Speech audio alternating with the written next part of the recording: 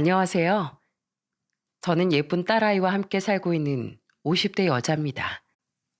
얼마 전 저는 눈이 뒤집어질 만한 충격적인 일을 겪었는데요. 그 일 때문에 사랑하는 제 딸의 미래를 망칠 뻔했답니다. 그런 일을 벌인 건 바로 저희 남편인데요.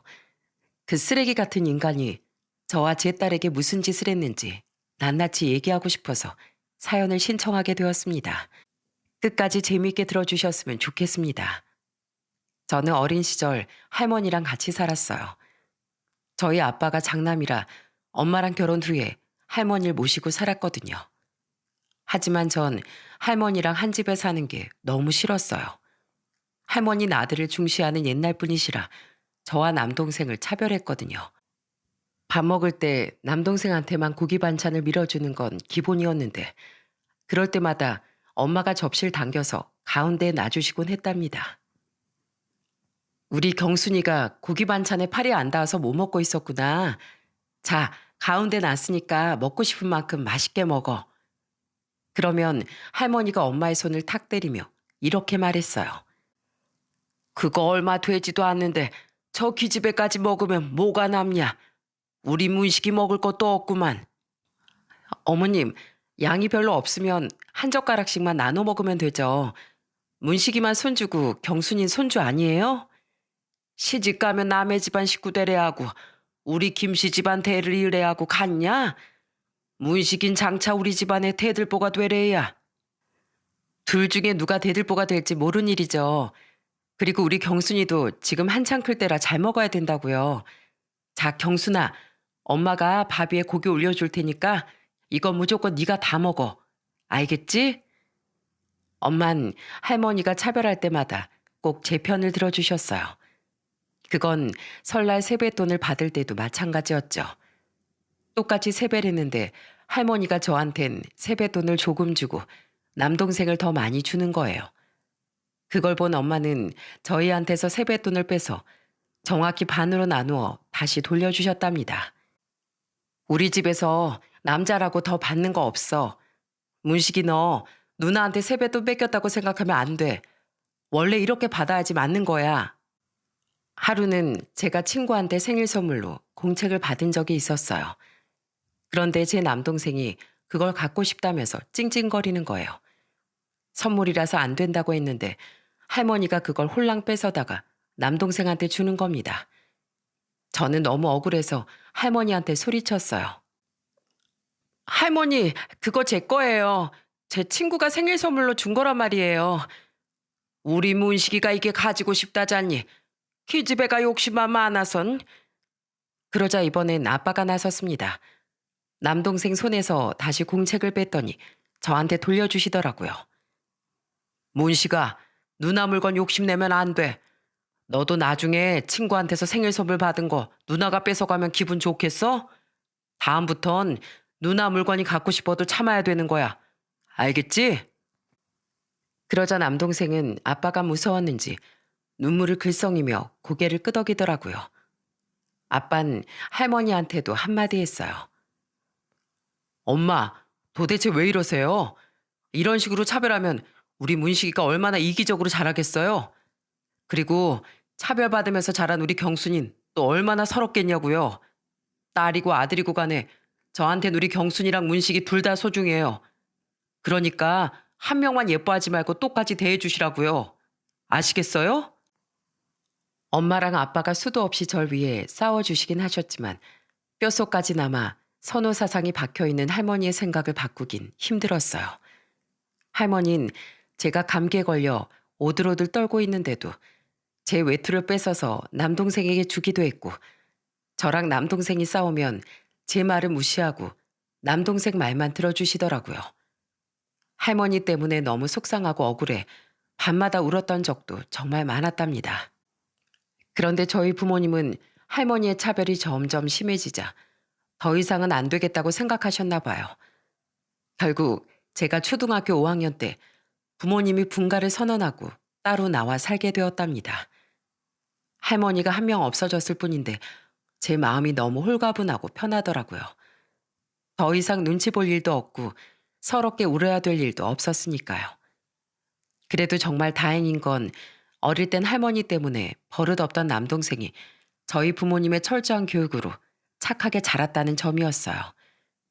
엄마 아빠 생신 땐 저랑 남동생이랑 같이 미역국도 끓이고 편지를 쓰기도 했답니다. 제가 남동생을 미워하지 않고 잘 돌봐줬더니 남동생도 저를 잘 따르더라고요. 저는 학창 시절에 공부를 꽤 잘했어요. 그래서 대학에 가고 싶었는데 저희 아빠가 하시던 사업이 어려워지는 바람에 대학 등록금을 낼 수 없게 되었죠. 어쩔 수 없이 대학 진학을 포기했는데 엄마가 미안해하면서 우시더군요. 경순아, 내가 부모로서 너한테 너무 미안하구나.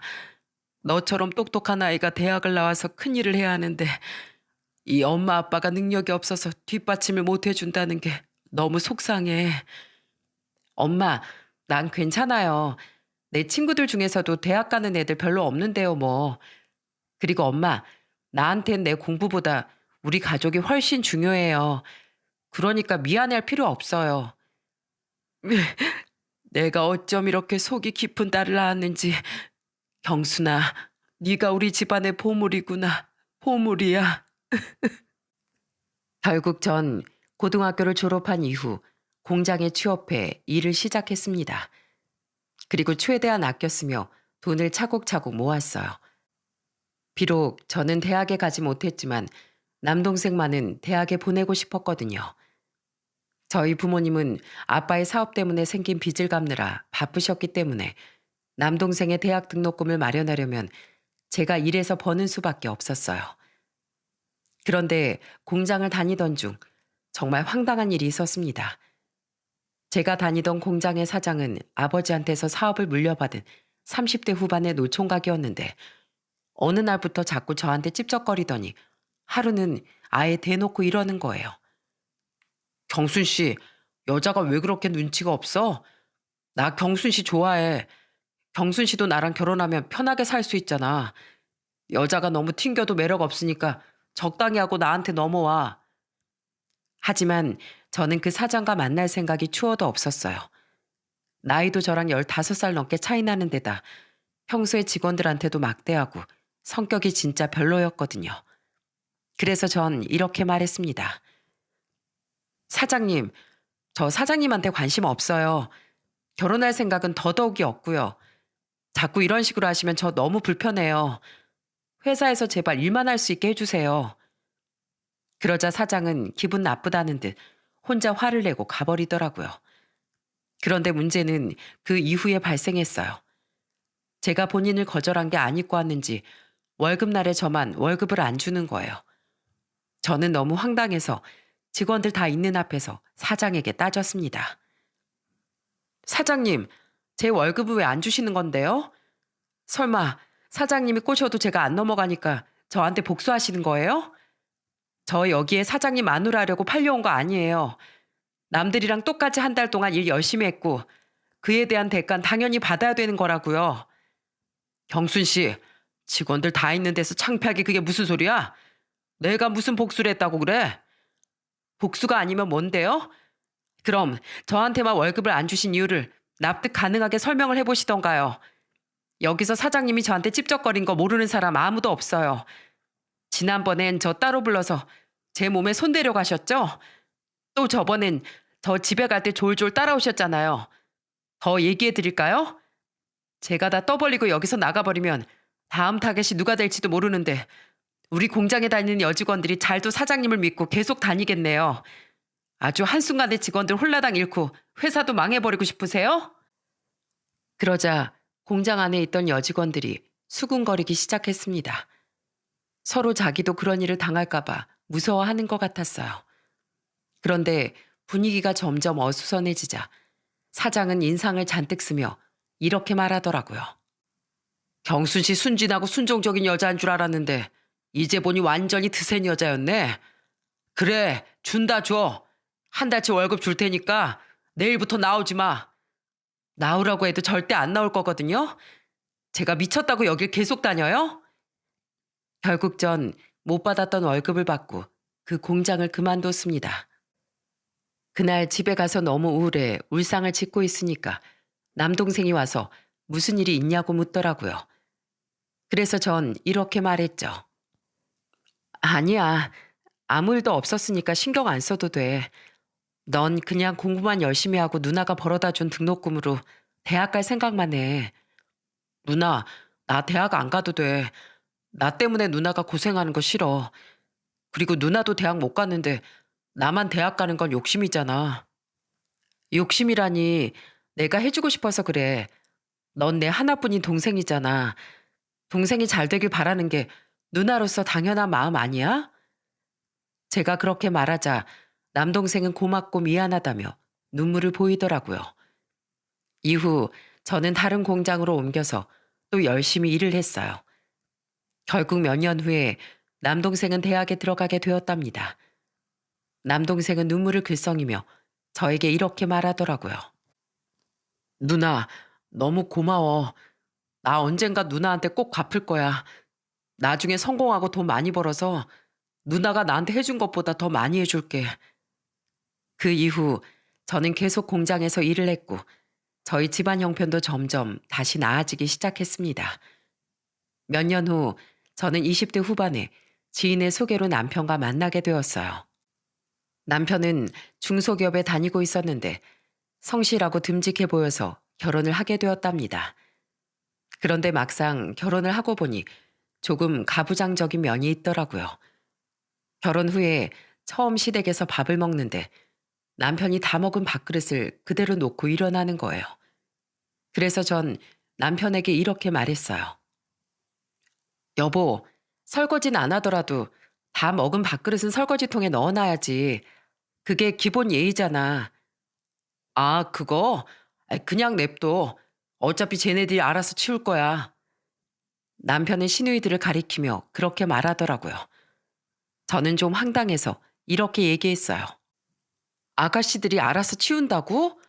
그럼 당신은 여태까지 밥그릇도 안 치우면서 살았던 거야? 지금이 무슨 조선시대도 아니고 자기가 먹은 밥그릇은 자기가 치워야지. 얼른 일로 와. 이거 뭐 별것도 아닌데 이런 사소한 것까지 아가씨들한테 밀어야겠어? 저는 억지로 남편의 손을 붙잡아 그릇을 치우게 했어요. 그러자 옆에 있던 시누이들이 키득키득 웃더라고요. 쌤통이다, 쌤통. 평생 손 하나 까딱 안 하던 우리 오빠였는데 새언니한테 완전 교육당하고 있네? 엄마, 거봐. 오빠도 시키면 다 한다니까? 이 나이 먹도록 저런 거 하나 안 하게 만든 것도 다 엄마 잘못이야. 얘는 원래 너희들 어릴 땐 다 그러고 살았어. 그걸 왜 내 잘못이라고 그래?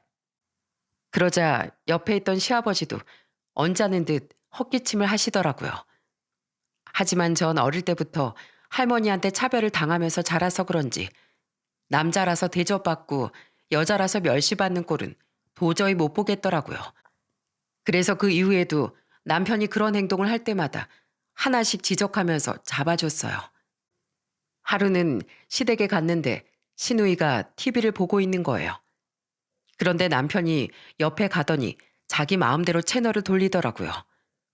그래서 전 성큼성큼 걸어가 TV를 확 꺼버렸습니다. 그러자 남편이 저한테 짜증을 내더군요. 지금 뭐 하는 거야? 나 TV 보고 있잖아. 아가씨도 TV 보고 있었거든? 아가씨가 보던 거 다 끝나지도 않았는데 왜 당신 마음대로 채널을 돌려? 서로 보고 싶은 게 다르면 투표를 해서 다수결로 정하든지 아니면 서로 얘기를 해서 조율을 해야 될 거 아니야. 왜 뭐든지 당신 마음대로 하려고 해? 그거야 내 마음이지. 여태까지 내가 이렇게 해도 아무도 뭐라 하는 사람 없었는데 왜 당신만 나한테 그래? 당신이 잘못하고 있으니까 알려주는 거야. 아가씨들 각자 무슨 채널 보고 싶은지 얘기해봐요. 어머님이랑 아버님도요. 이 중에서 제일 많이 겹치는 채널을 보는 걸로 해요. 그래야 공평하죠. 결국 그날은 다수결을 통해 채널을 정해서 보게 되었습니다. 남편은 억울해하면서도 시누이들이 적극적으로 제 의견에 동의를 하고 나서니까 아무 말도 못하더라고요. 그 이후엔 또 이런 일도 있었답니다. 시아버지가 어디서 선물로 과일 한 박스를 받아오셨는데 남편이 당연하다는 듯 자기 차에 실는 거예요.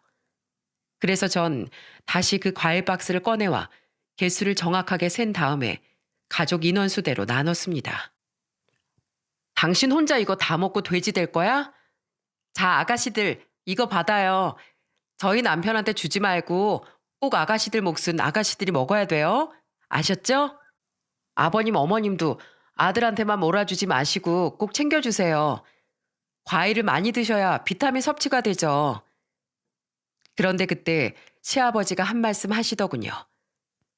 그래, 며느리 네 말도 맞다. 옛날에 아들만 중시했다지만 시대가 바뀌고 있으니 우리도 바뀌는 게 맞겠지. 그러자 시누이들이 웃음을 빵 터뜨렸어요. 아빠, 우리가 얘기할 땐 귀뚱으로도 안 듣더니 새언니가 어렵긴 한가 봐. 새언니, 우리 집에 시집와 주셔서 너무 감사해요. 안 그랬으면 오빠가 평생 왕노릇하면서 정신 못 차릴 뻔했잖아요. 새언니, 진짜 너무 멋있어요. 저도 새언니 같은 멋진 여자가 될래요. 다행히 시댁 식구들이 제 편을 들어주니 남편의 행동도 점점 나아졌어요.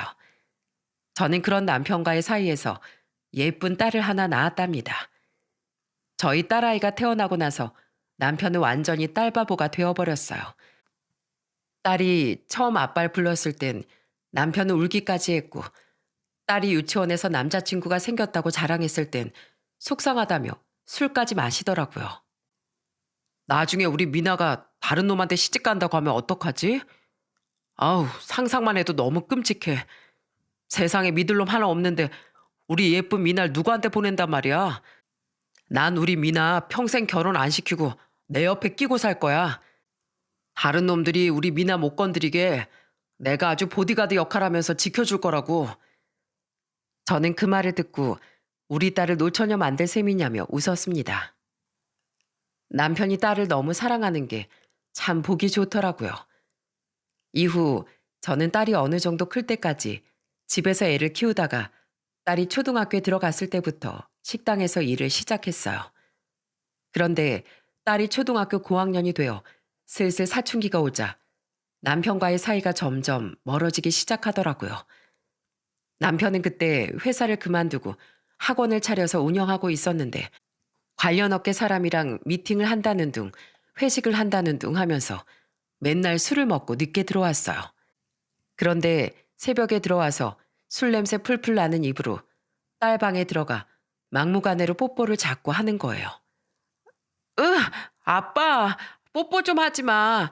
나 술 냄새 싫단 말이야. 아빠가 우리 딸 예뻐서 그러는 건데 왜 그래? 일로 와. 아유, 예쁜 내 새끼. 아유, 싫다니까. 나 내일 일찍 일어나야 되는데 왜 자꾸 새벽에 깨우는 거야? 저는 그럴 때마다 딸 방에 들어가 남편을 억지로 끌고 나왔어요. 으이구, 이 화상. 싫다고 하면 제발 하지 좀 마. 당신 이거 우리 미나 예뻐하는 게 아니라 괴롭히는 거야. 얼른 가서 양치하고 잠이나 자. 또 하루는 술을 먹고 들어와 기분 좋다고 딸한테 용돈을 주는 거예요. 그런데 다음날 딸이 인사를 제대로 안 했다면서 갑자기 화를 내더라고요. 미나 너 아빠한테 인사 똑바로 안 해?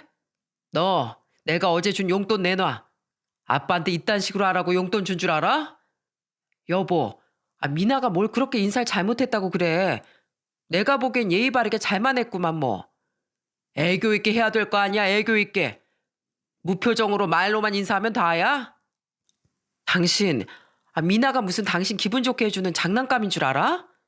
세상에서 제일 치사한 게 줬다가 뺏는 짓이야. 그런 식으로 할 거면 아예 미나한테 용돈 주지 마. 내가 줄 테니까.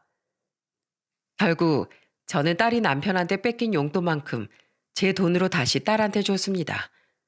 그런데 남편은 계속해서 딸이 싫어할 만한 짓을 골라서 하더라고요. 딸이 집에서 공부하느라 바쁜데도 시도 때도 없이 딸을 불러내서 같이 술 먹는 사람한테 자랑을 하는 거예요. 딸은 시간도 뺏기고 나가서 술에 취한 아저씨들 상대하다 오느라 스트레스를 많이 받아야 했죠. 그래서 나중엔 아예 제가 못 나가게 막아버렸습니다. 그것뿐만이 아니었어요. 남편은 딸이 남자친구를 사귈까봐 몰래 딸의 휴대폰을 훔쳐보기까지 하더라고요. 제가 그것 때문에 남편하고 얼마나 많이 싸웠는지 모릅니다. 그런데 남편은 딸이 도대체 왜 자기한테 쌀쌀맞게 구는지 모르겠다며 오히려 적반하장으로 나오더군요. 그렇게 딸이 어느덧 13살이 되었어요. 그런데 갑자기 제게 청천벽력 같은 일이 벌어지고 말았습니다. 예전부터 지병을 앓고 있던 저희 친정엄마가 돌아가시게 된 거예요. 저는 너무 큰 충격에 주저앉아 울고 있는데 남편보다도 오히려 딸이 절 위로해 주더라고요. 엄마, 할머니 이제 좋은 곳 가셨으니까 그곳에선 아프지 않고 행복하게 계실 거야. 엄마, 할머니랑 같이 시간을 많이 보내지 못해서 너무 후회되지? 그래서 내가 생각해 봤는데 나도 언젠간 엄마랑 헤어지게 될 테니까 그때 후회하지 않게 엄마랑 많은 추억을 쌓고 싶어. 그러니까 엄마도 할머니랑 못 해본 거 나랑 같이 하면서 소원을 풀어보자. 그럼 할머니도 하늘나라에서 더 좋아하실 거야. 아직 중학교도 안 들어간 딸이 언제 이렇게 철이 들었는지 너무 고맙더라고요. 그 이후에 저희 딸은 저한테 더욱 살갑게 대했습니다. 반대로 제 멋대로만 행동하는 남편과는 점점 더 사이가 멀어졌죠. 딸은 오히려 남편보다도 제 남동생하고 더 잘 지냈어요. 제 남동생이 저희 딸을 엄청 예뻐했거든요. 식당 일을 하느라 바쁜 저 대신 주말에 저희 딸을 데리고 박물관에도 가고 한강에 가서 오리배도 타고 오곤 했어요. 무심한 남편 대신에 남동생이 저희 딸을 잘 챙겨주니까 저도 큰 걱정 없이 딸을 키울 수 있었습니다. 딸은 중학교 때부터 반에서 1등을 놓치지 않을 정도로 공부를 잘했는데 나중에 의대를 가고 싶다고 하더라고요. 저는 집에 돈이 없어서 대학을 못 갔지만 딸만큼은 꼭 원하는 대학에 보내주고 싶어서 식당에서 밤낮으로 일을 했답니다. 사실 남편이 운영하는 학원이 잘 되기만 했어도 제가 덜 고생을 했을 텐데 원생은 별로 없고 나가는 돈만 많아서 거의 생활비를 저 혼자 다 벌어야 했거든요. 식당에서 일할 땐 힘든 점이 참 많았어요. 일하다가 실수를 몇 번 한 적이 있었는데 저보다 나이가 어린 사장한테 막말을 들으면서 혼나기도 했었죠. 아줌마, 주문을 제대로 받아야 될 거 아니에요? 음식 잘못 나간 거 다 손해인데 아줌마 월급에서 깎아버릴까요? 제발 똑바로 좀 하시라고요. 죄송해요, 사장님. 너무 바빠서 제가 제대로 체크를 못했나 봐요. 다음부턴 실수 없이 잘하겠습니다. 또 하루는 일을 하다가 팔을 대어서 물집이 크게 잡힌 적이 있었어요. 별로 대수롭지 않게 생각하고 연고만 바르고 일을 했는데 딸이 걱정된다면서 진물을 흡수하는 밴드를 사다가 붙여주더라고요. 저는 식당 한 군데 다니는 월급으론 모자란 것 같아 퇴근 후엔 24시 국밥집에서 3시간씩 서빙 일도 했습니다. 그러다 보니 자는 시간 외엔 거의 일만 하고 산 거나 다름없었죠. 하지만 전 딸을 대학에 보내기 위해서라면 이 정도 고생은 아무것도 아니라고 생각했어요. 제가 몇 년만 고생하면 똑똑한 우리 딸을 의대에 보낼 수 있을 테니까요. 그렇게 딸이 어느덧 고등학교 3학년이 되었어요. 그런데 하필이면 그때 남편이 운영하던 학원이 폐업을 하게 되었답니다. 남편 말로는 주변에 있는 경쟁 학원들에 밀려서 더 이상 운영을 할 수가 없다고 하더라고요. 사실 사업이라는 게 잘 될 수도 있지만 망할 가능성도 있는 거잖아요. 저는 너무 속상했지만 남편이 열심히 했는데도 안 됐다고 하니 어쩔 수 없다는 생각만 들었습니다. 그런데 남편은 학원을 다 정리하고 백수가 되었는데도 계속 밖으로 쏘다니기만 하더라고요. 하루는 제가 너무 짜증나서 화를 낸 적도 있었어요. 여보, 이제 학원도 접었는데 집안일 정도는 해줄 수 있는 거 아니야? 설거지가 이게 뭐야? 적어도 당신이 먹은 밥그릇은 씻어놨어야지. 난 이렇게 한시도 안 쉬고 일하는데 집안일까지 내가 다 해야겠어? 나도 바쁜 사람이야. 이거 왜 이래? 안 그래도 나 아는 형님이 좋은 사업 아이템 있다고 해서 얘기 나누는 중이었다고. 여태까지 학원에 꼬라박은 돈 다른 거라도 해서 메꿔야 될 거 아니야. 여태까지 학원 운영하면서 생활비도 제대로 안 갖다 줘놓고 또 사업을 하겠다고? 제발 정신 좀 차려. 당신 그것도 병이야, 병. 지금이라도 다른 데 취업을 하든지 아니면 막노동이라도 해서 돈 좀 벌어오라고. 하지만 제가 백날 잔소리를 해도 남편은 귓등으로도 듣질 않더군요. 오히려 의심스러운 행동만 계속했습니다. 최근에 남편이 유난히 밖에 많이 나가는 것 같길래 유심히 지켜봤는데 갑자기 안 뿌리던 향수를 뿌리기도 하고 외모에 엄청 신경을 쓰는 것 같은 거예요. 게다가 하루는 못 보던 시계를 차고 있길래 제가 물어봤던 적이 있었어요. 그러자 남편은 이렇게 대답하더군요. 아, 이거? 나 아는 형님 중에 강남에서 크게 학원 하는 형님이 있거든. 그 형님이 자기 안 차는 시계 하나 준 거야. 그것뿐만 아니라 차에 섬유 탈취제를 뿌리고 예쁜 방향제도 갖다 놨더라고요. 제가 갑자기 차에 왜 이렇게 신경을 쓰냐고 물어보니까 사업 때문에 이미지 관리하고 있는 거라고 하더군요. 저는 의심이 점점 커져갔지만 식당 일 때문에 너무 바빠서 더 이상 신경 쓸 겨를이 없었어요. 그런데 얼마 후 충격적인 사건이 벌어지고 말았습니다. 저희 딸이 열심히 공부해서 드디어 의대에 합격하게 된 거예요. 너무 기쁜 마음에 딸이랑 부둥켜 안고 소리까지 지르며 좋아했어요. 그런데 등록금을 내려고 적금 통장을 확인해 보니까 돈이 하나도 없는 거예요. 적금 통장을 건드릴 사람은 남편뿐이라 전 남편에게 이렇게 따졌습니다. 당신 적금 통장 어떻게 한 거야? 그거 우리 미나 대학 등록금으로 쓰려고 모아두고 있었던 거잖아. 그러자 남편은 뻔뻔스런 얼굴로 이렇게 말하더라고요. 기집애가 무슨 대학이야? 시집이나 보내. 여자애들은 공부시켜봤자 아무 소용도 없어. 그냥 적당한 회사 들어가서 일하다가 돈 많은 남자 잡아서 결혼만 잘하면 돼. 뭐라고? 당신 말 다 했어? 우리 미나가 의대 가고 싶어서 그동안 공부를 얼마나 열심히 했는 줄 알아? 그런데 어떻게 아빠란 사람이 그렇게 얘기를 해? 당신 진짜 미쳤어?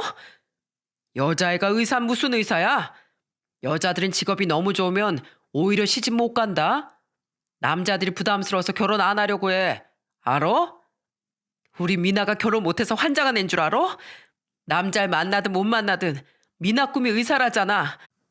그 꿈만 바라보고 코피 터지게 공부만 했는데 아빠란 인간이 딸 등록금을 홀랑 빼돌려? 당신 솔직히 말해. 그 돈 어디다 썼어? 설마 또 무슨 사업한다고 이상한 데다 갖다 쓴 건 아니지? 내가 다 필요한 데 썼으니까 신경 쓰지 마. 어휴, 진짜 맨날 나한테 표독스럽게 잔소리만 하질 않나? 아주 지긋지긋해 죽겠어. 남편은 그렇게 말하고선 집 밖으로 휙 나가버리더라고요. 저는 너무 황당해 미쳐버리는 줄 알았습니다. 아니, 세상에 어떤 아빠가 자기 딸 대학 등록금으로 쓸 돈을 말도 없이 갖다 쓰냐고요. 이런 사람이 정녕 아빠라고 할 수 있나요? 그런데 남편이 나간 후 곰곰이 생각해보니 이상한 게 한두 가지가 아닌 거예요. 최근 들어 남편이 의심스러운 행동을 많이 하기도 했고 저한테 말도 없이 적금까지 깨서 돈을 빼돌린 게 아무래도 수상했습니다. 그래서 저는 다음날 집에서 나가는 남편을 몰래 미행했어요. 그런데 남편은 차를 타고선 어느 커피숍으로 가더라고요. 그리고 저보다 몇 살 어려 보이는 여자랑 제 딸 또래의 남학생과 반갑게 인사를 하는 겁니다. 그리고선 카페 야외 테이블에 앉아 대화를 나누더군요. 저는 숨어서 그 모습을 지켜보며 휴대폰으로 영상을 찍었어요. 그런데 잠시 후 들려온 그들의 대화는 정말 기가 막히더라고요. 남편은 저희 딸한텐 몇 년간 보인 적 없던 자상한 미소를 지으며 그 남학생한테 이렇게 얘기하는 거예요.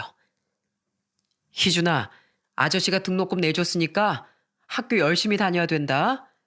내가 우리 희준이를 내 아들이라고 생각해서 그렇게 해주는 거야. 알겠지? 네, 감사합니다, 아저씨. 우리 엄마가 빨리 아빠랑 이혼하고 아저씨랑 재혼했으면 좋겠어요. 우리 아빠 맨날 술 먹고 다른 아줌마들이랑 바람이나 피우고 완전 망난이란 말이에요. 그러자 이번엔 옆에 있던 여자가 이렇게 말하더군요. 걱정하지 마. 조금만 기다리면 아저씨가 우리 희준이 아빠가 될 거야.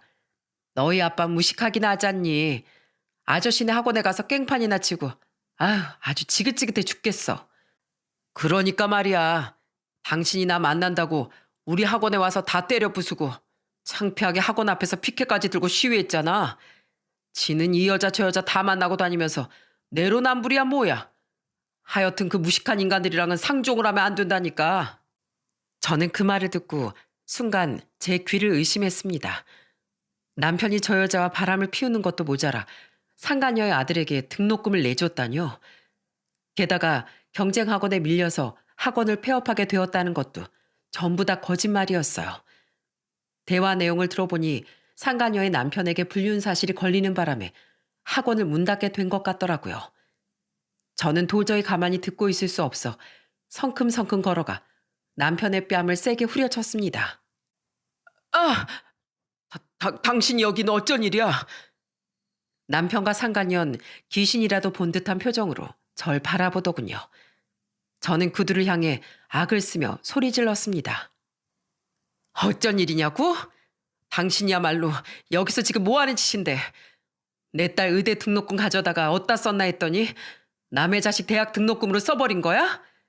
아니, 바람 피우는 걸로도 모자라서 어떻게 내 딸 학기를 막을 수가 있어. 당신이 그러고도 사람이야? 아기 왜 그래? 어차피 당신한테 곧 이혼하자고 얘기하려고 했어. 그리고 내가 내 마음이 가는 자식한테 돈을 주겠다는데 당신이 무슨 상관이야? 그리고 걔가 내 피가 섞였을 뿐이지 솔직히 나 아빠 취급도 안 해주잖아. 이건 다 당신이랑 미나가 날 왕따시킨 죄야. 뭐? 왕따? 우리가 언제 당신을 왕따시켰어? 그러게 미나한테 진작에 잘해주지 그랬어. 맨날 술 취해서 미나 못 살게 굴고 휴대폰까지 몰래 뒤져보면서 감시했잖아. 그런 아빠를 어떤 딸이 좋아해? 그리고 그 돈이 어디 당신 돈이야? 내가 식당에서 팔 데워가면서 번 돈이야. 당신이 사업한답시고 맨날 술만 먹고 돌아다닐 때 내가 잠도 몇 시간 못 자고 투자까지 뛰어가면서 번 돈이라고. 그런데 당신이 무슨 자격으로 그 돈을 남의 집 자식한테 갖다 바쳐? 도대체 무슨 자격으로 그딴 짓을 하냐고. 저는 그렇게 말한 후 남편의 머리채를 잡아 뜯었습니다. 그러자 옆에 있던 상간녀가 말리더군요. 그만해요, 그만. 이러다가 우리 용철씨 대머리 되겠어요. 뭐? 대머리? 상간녀 주제에 이 인간이 대머리 될 게 겁나? 그래, 그럼 내가 아주 쌍으로 대머리 만들어주지. 그럼 아주 잘 어울리고 좋겠네. 저는 상간녀의 머리채도 마구 잡아뜯기 시작했습니다. 그런데 그때 옆에 있던 상간녀의 아들이 갑자기 벌떡 일어나더니 남편한테 막 화를 내기 시작하더라고요. 아저씨, 지금까지 절 속이신 거예요? 아저씨 이혼하고 혼자라면서요. 우리 아빠 때문에 고생하는 엄마가 불쌍해서 아저씨가 우리 엄마를 구해주려고 온 거라면서요. 그런데 아저씨도 우리 아빠랑 똑같은 사람이었어요? 결혼한 아내가 있으면서도 우리 엄마랑 바람 피우고 저처럼 곧 대학 가야 되는 딸이 있는데도 돈을 몰래 가져다가 저한테 준 거라고요? 아저씨 진짜 실망이네요. 전 아저씨가 진짜로 제 아빠가 됐으면 좋겠다고 생각했는데 완전히 저만 바보 된 거였어요. 아저씨랑 엄마가 둘이서 짜고 날 속인 거라고요. 그게 아니야. 아저씨가 널 속인 게 아니라 속인 거 맞잖아요. 전 아저씨가 우리 아빠랑은 다른 아주 정직하고 깨끗한 사람인 줄 알았어요. 저랑 엄마를 구하러 온 히어로인 줄 알았다고요. 그런데 히어로는커녕 우리 아빠랑 똑같은 쓰레기였네요. 저 아저씨 아들 안 할 거예요. 그러니까 다신 저한테 아는 척하지 마세요. 상간녀의 아들은 그렇게 말하더니 휙 하고 가버리더라고요. 상간녀는 제 손을 뿌리치고선 아들을 쫓아갔어요.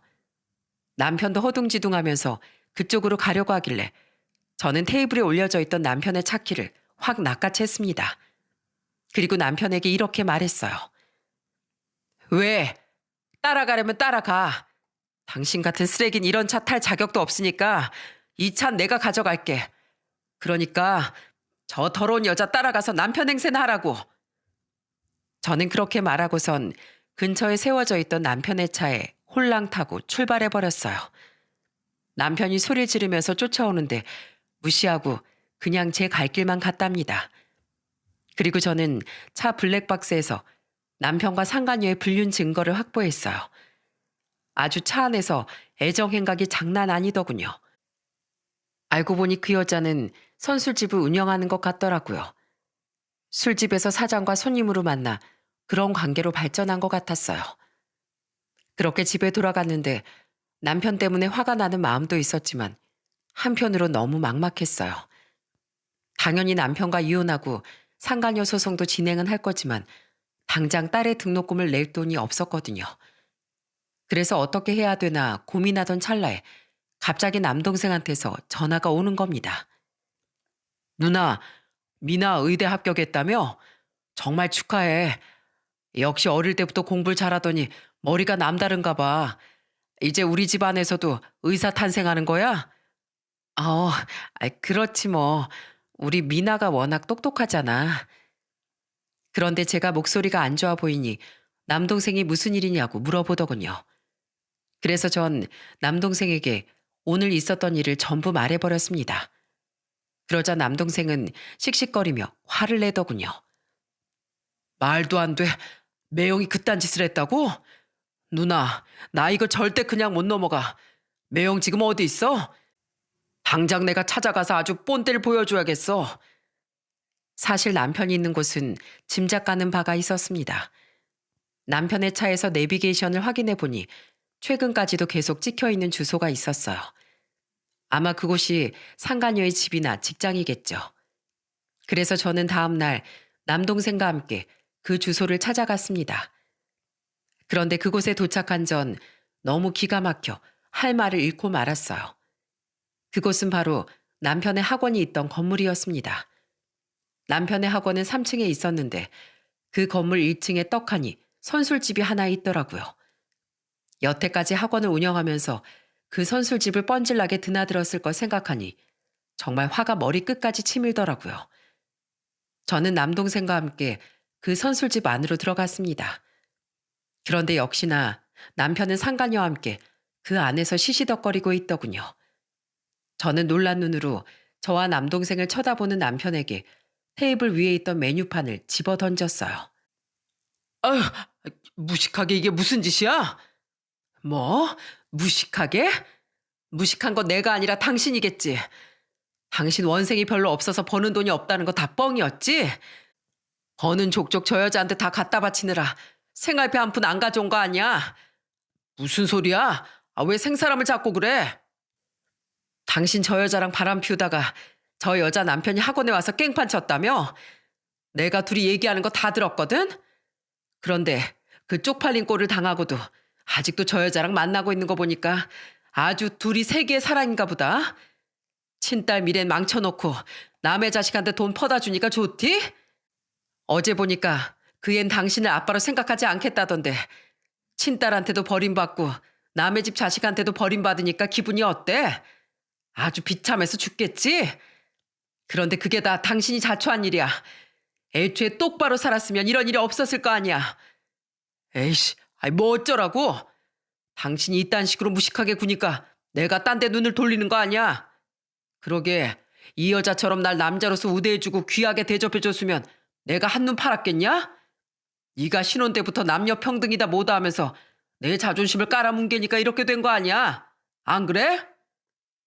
그러자 이번엔 옆에 있던 남동생이 성큼성큼 걸어가 남편의 정강을 확 걷어차더군요. 남편은 소리를 지르며 바닥에 엎어졌어요. 야, 너 지금 그걸 말이라고 해? 우리 누나가 네 자존심을 깔아뭉갰다고? 그 대단한 자존심이 도대체 뭔데? 남자로 태어난 게 뭐 벼슬이야? 돈도 못 벌어오고 능력도 없는 데다 가정을 버리고 바람까지 피운 놈이 도대체 우리 누나보다 잘난 게 뭔데?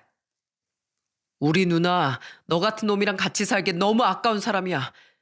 나 하나 대학 보내겠다고 공장 다니며 그 고생을 하고 이번에 미나 의대 보내겠다고 능력 없는 남편 옆에서 혼자 밤낮 없이 일했던 사람이라고. 그런 누날 감히 니까짓게 배신을 해? 너 오늘 내 손에 아주 죽을 줄 알아. 내가 너 절대 가만 안 둬. 그러자 이번엔 옆에 있던 상간녀가 나서더군요. 다들 왜 이래요? 이러지 말고 말로 해결하자고요. 네? 하지만 저는 테이블에 있던 술잔을 집어들어 상간녀에게 확 뿌려버렸어요. 너희 같은 짐승들하고 말로 해결하자고? 말이 통하는 인간들이었으면 애초에 바람을 안 피웠겠지. 야, 네 아들 교복 보니까 어느 학교 다니는지 딱 알겠더라. 내가 네 아들 학교에 가서 네가 유부남이랑 바람핀 거 다 소문내줄까? 그럼 네 아들 졸업하기도 전에 학교에서 놀림받고 왕따 당할 수도 있는데 그렇게 해주길 바래? 그건 안 돼요. 제발 저희 아들만은 건드리지 말아주세요. 네 아들 건드리는 게 싫었으면 내 딸도 건드리지 말았어야지. 너 당장 내 앞에서 무릎 꿇고 사과해. 당장 사과 안 하면 네 아들 학교에 바로 찾아갈 줄 알아. 아, 알았어요. 사과할게요. 사과하면 되잖아요. 그런데 그때 옆에 있던 남편이 버럭 화를 내는 겁니다. 왜 죄도 없는 사람한테 협박질이야? 당신 이렇게 하면 내가 가만히 있을 것 같아? 그러자 상간녀는 자기 아들이 잘못되기라도 할까봐 남편의 머리를 손으로 눌러 억지로 고개를 숙이게 하더군요. 용철 씨, 우리 희준이가 당신 때문에 학교에서 왕따 당했으면 좋겠어? 제발 자존심 부리지 말고 이번 한 번만 사과 좀 해. 얼른. 에이씨, 재수없게 진짜. 야, 알았어. 미안해. 내가 잘못했어. 그러니까 제발 우리 희준이 건드리지 마. 우리 희준이? 참 애틋하기도 하네. 그래, 한번 생각은 해볼게. 너희들 앞으로 어떻게 되나 두고 보자고. 알겠어? 저는 그렇게 말하고선 남동생과 함께 그곳을 빠져나왔습니다. 그 둘에게 억지로라도 사과를 받아내긴 했지만 당장 저희 딸 등록금이 너무 걱정되더라고요. 상간이한테 위자료를 청구하더라도 받는 데까진 시간이 좀 걸릴 테니까요. 그런데 남동생이 저한테 이렇게 말하는 겁니다. 누나, 미나 등록금은 걱정하지 마. 내가 내줄 테니까. 예전에 누나가 힘들게 일해서 내 등록금 다 내줬잖아. 이번엔 내가 누나한테 보답할 차례야. 미나처럼 똑똑한 애가 쓰레기 같은 아빠 때문에 대학도 못 가는 거 나 절대 그냥 못 봐. 나 모아둔 돈 있으니까 미나 등록금 정도는 충분히 내줄 수 있어. 그러니까 너무 걱정하지 마. 문씨가 고맙다. 정말 고마워. 그 후 저희 딸은 남동생이 준 돈으로 의대에 입학할 수 있게 되었어요. 그리고 전 시댁에 남편의 만행을 모두 알리고 이혼하겠다고 통보했습니다. 그런데 시누이들이 울면서 저한테 전화해 이러더라고요. 새언니, 오빠 대신에 제가 사과할게요. 오빠가 어릴 때부터 오냐오냐 자라서 이기적인 건 알고 있었는데 이런 끔찍한 짓까지 할 줄은 몰랐어요. 새언니, 미나 이번에 대학교 들어가면 이것저것 필요한 거 많죠. 제가 나름대로 필요할 만한 거 생각해서 선물로 보낼게요. 그동안 오빠랑 차별받으면서 자라서 서러웠었는데 새언니 덕분에 엄청 속이 시원했거든요. 그러니까 선물 거절하지 말고 꼭 받아주세요. 시누이들은 저희 딸 입학 선물로 옷 여러 벌에 가방에 신발까지 참 많이도 보내주더라고요. 같은 부모 밑에서 태어났는데 어떻게 저렇게 다를 수 있는지 정말 이해가 되지 않았어요. 그 후 저는 남편과 이혼하고 상간녀 소송을 통해 위자료까지 받아냈습니다. 그리고 위자료로 받은 금액을 남동생에게 주려고 했는데 남동생이 한사고 받지 않겠다고 거절을 하더라고요. 제 딸 등록금은 빌려준 게 아니라 준 거라면서요. 저는 남동생에게 고맙다며 눈물을 글썽였습니다. 그렇게 저희 딸은 즐거운 캠퍼스 생활을 시작하고 의사가 되겠다는 목표로 열심히 공부했어요. 그런데 이혼한 지 1년쯤 됐을 때 갑자기 딸이 씩씩거리면서 집에 온 거예요. 무슨 일이 있냐고 물어보니까 전 남편이 글쎄 딸이 다니는 학교에 찾아왔다고 하더군요. 저는 너무 화가 나 전 남편에게 전화해서 따졌습니다. 야, 네가 뭔데 내 딸 앞에 알짱거려? 열심히 학교 다니면서 공부하고 있는 애 앞에 왜 나타나서 애 속을 뒤집어 놓냐고. 그러자 전 남편은 울먹거리는 목소리로 저한테 이렇게 얘기하더라고요. 여보, 내가 미안해. 내가 그래도 미나 아빠잖아. 미나가 학교 잘 다니고 있는지 너무 궁금해서 찾아갔어. 내가 일부러 미나를 기분 나쁘게 하려고 찾아간 건 아니야. 미나 아빠 좋아하네. 딸 등록금 훔쳐다가 남의 집 자식한테 홀라당 준 인간이 누구더러 아빠래? 너 다신 내 딸 앞에 얼쩡거리지 마. 이럴 시간에 그 여자 아들한테나 가서 아빠 행세하라고. 여보, 나 그 여자랑 헤어졌어. 그 여자가 아들 등록금만 먹고 날랐단 말이야. 이제 나 연락도 안 돼. 날 그냥 이용해 먹고 버린 거라고. 아, 그래? 그거 참 쌤통이네. 그렇게 뒤통수 치는 인간들이 다 그렇지 뭐. 아주 끼리끼리 놀다가 그렇게 된 거니까 네 업보라고 생각해. 그리고 아까도 말했지만 한 번만 더 내 딸 눈앞에 뛰기만 해봐. 내가 아주 가만 안 둘 테니까. 알겠어? 저는 그렇게 말하고선 전화를 확 끊어버렸습니다. 하지만 전 남편은 제 말을 알아듣지 못한 건지 며칠 후에 집까지 찾아온 거예요. 제 바지가랑을 붙들고선 울면서 애원을 하더라고요. 여보, 제발 나 좀 용서해줘. 나한텐 당신밖에 없단 말이야. 나 학원도 망하고 다른데 취업도 안 되는데 나 혼자 어떻게 살라고. 어떻게 살든 말든 그게 나하고 무슨 상관인데? 당신 그렇게 예뻐하는 어머님 아버님한테 가서 살아. 아들이라고 어릴 때 귀한 대접 받고 살았다며. 다시 가서 그렇게 살면 되겠네. 그거야 옛날 일이지. 우리 엄마 아빠도 바람까지 피우고 백수에 빈털털이 된 아들은 필요 없대. 게다가 내 여동생들도 나랑 아주 상종도 하기 싫다고 한단 말이야. 나 집에서도 버림받은 아들이야. 당신 없으면 아무도 받아줄 사람이 없다고. 아, 왜 이렇게 말길 못 알아들어? 내가 무슨 쓰레기 소각장인 줄 알아? 재활용도 안 되는 쓰레기를 받아주게? 당장 꺼져. 너 같은 거하고는 한마디도 섞기 싫으니까 당장 꺼지라고. 저는 그렇게 소리치며 전 남편을 집 밖으로 쫓아내버렸어요. 계속 울면서 매달리는데 정말 구질구질 하더라고요. 그 후로도 몇 번 더 전화가 오길래 아예 전화번호를 차단해버렸습니다. 그 이후 저는 딸이랑 둘이서 행복하게 지냈어요. 원래도 밖으로만 나돌던 전 남편이라 없어도 전혀 불편한 게 없더라고요. 오히려 스트레스 주는 사람이 없으니 더 편하기만 했죠. 그렇게 시간이 흘러 벌써 저희 딸이 23살이 되었네요. 딸이 요즘에 항상 하는 얘기가 있어요. 멋진 의사가 되어서 평생 엄마의 건강을 자기가 책임지겠다네요. 그렇게 말하는 딸이 얼마나 예쁘고 기특하던지. 제 딸이지만 정말 착하고 바르게 잘 큰 것 같아요. 라틴 속담 중에 이런 말이 있다네요. 가늠한 남자는 남의 밭을 경작하고 정작 자기 밭은 황무지로 버려둔다. 저희 딸의 앞길이 어떻게 되든 말든 등록금을 가로채서 남의 아들에게 갖다 준 전 남편에게 딱 맞는 속담 아닌가요? 아마 이 세상에 있는 대부분의 불륜 남녀들이 이런 식으로 본 가정을 소홀히 하겠죠? 전 그런 사람들이 꼭 벌을 받았으면 좋겠어요. 본인들의 더러운 욕망을 채우느라 가족들에게 상처를 줬으니까요. 여러분, 저는 앞으로 저희 딸만 바라보면서 살려고요. 나중에 저희 딸이 결혼할 때 보태주려고 지금도 저는 열심히 돈을 모으고 있답니다. 여러분, 제 이야기는 여기서 마치는 걸로 할게요. 항상 좋은 일만 가득하시고 오늘도 웃음 짓는 하루가 되셨으면 좋겠습니다. 끝까지 들어주셔서 정말 감사합니다.